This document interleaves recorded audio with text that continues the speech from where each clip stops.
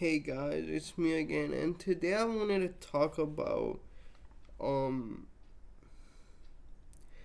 how women have been instrumental in preserving um culture, like orally speaking, for various different groups of people. I you hear about these old wives' tales and stuff like that, but I was just thinking about, and I've mentioned this before. I'll leave a link to it in the description. I talked about El Cristo Negro de Esquipulas, um, and like how that essentially was a way for the indigenous community in that part of Guatemala, in Esquipulas, in Chiquimula, um, to sort of preserve the worship of their earth goddess, but also combine it with um, Jesus, basically, to not upset the authorities. And you see this again and again, right? Santa Muerte, um, La Virgen Morena slash La Virgen de Guadalupe. But I got to thinking about that because I mentioned this in that video, but like my my great grandfather was like such a strong devotee of that one of El Cristo Negro. And keep in mind, he was more of like a cultural Catholic, right? Or slash deist. He was a Freemason and stuff. Um, so he wasn't really all that like outwardly religious except for this one thing. Um, and it's interesting because when my dad was about 5 years old in the early 1960s, um, they went all the way to Esquipulas, brothers and sisters. They really did it. And this was during a time where, and those of you that have gone to Guatemala know that Chiquimula is a very underdeveloped rural area. Like even in the city center, there's only one like shopping center.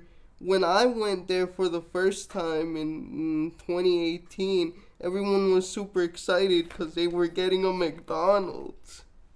Like that was huge news. It was being plastered everywhere. But yeah, those of you will know there's nothing there. And I know because that's where my mom is from. And so yeah, like I was saying, in the 1960s, to go there, bros, there weren't any roads. You had to go in a freaking horse-drawn carriage. And like my grandfather, again, not a religious person at all, went all the way there with my dad and my grandparents and my great grandparents, or my great grandma, because my great grandpa he had passed away already. But yeah, and I've just always wondered like why. Like I never understood, and the only good explanation I can come up with is that like my my great grandfather's mom or his grandma or one of the women there passed down um the worship of El Cristo Negro um to my great granddad. But the thing that's weird is that um you know that would El Cristo Negro would appear for, to me to be a chorti deity rather than,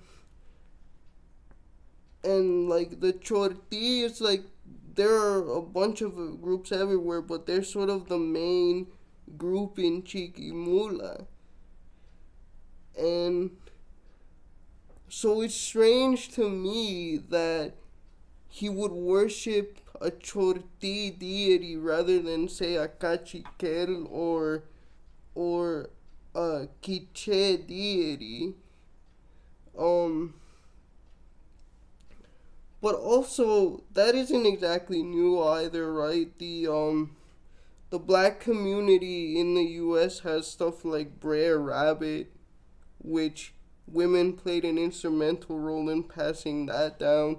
Um, you know, if you read Frederick Douglass's autobiographies, he talks about, more so in the later ones, he talks about like how his mom would tell him all these different stories and how it would exhort him, and it had a purpose, guys. It had a purpose, not only to preserve tradition but like teach morals and stuff like that, and to teach the will to power, basically, in such situations. But yeah, I just thought that you guys would appreciate that, because it's a part of women's historic roles, sort of due to their traditional gender roles and their proximity with, um or dominance over child care that doesn't really get talked about. And there are, of course, even more examples. I can talk about the conversos.